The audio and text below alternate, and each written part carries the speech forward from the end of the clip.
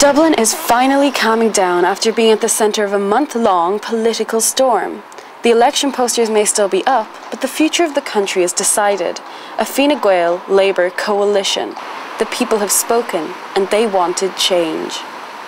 But a new government doesn't automatically fix everything, and graduate employment levels are still at an all-time low.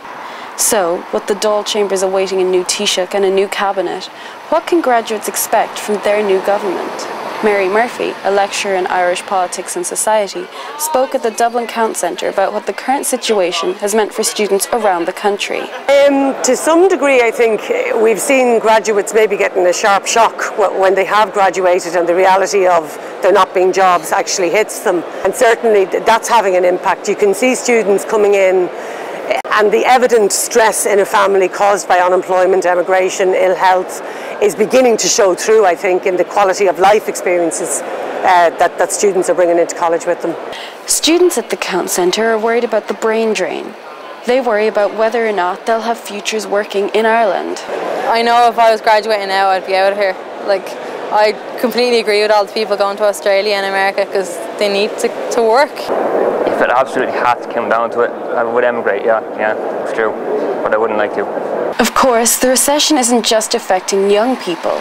Recent economic woes have forced older members of Irish society back to college in a bid to avoid unemployment.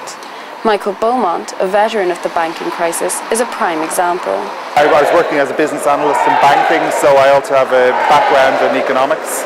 I saw the recession coming probably a bit sooner than other people might have because of my background, and I just decided that this was an opportunity for me to take that change of direction. And also I didn't have any other choice, it was that or unemployment. So where do students' futures lie? Fine Gael, the majority party in the coalition, has stated they have no qualms about reintroducing third-level fees. Labour, on the other hand, has signed a pledge to never reintroduce fees. So how is this disagreement going to be solved? Mary Murphy isn't sure, but she knows it's going to be worth watching. That's going to be a real debate in the new cabinet because I think Fine Gael and Labour have quite different positions on that.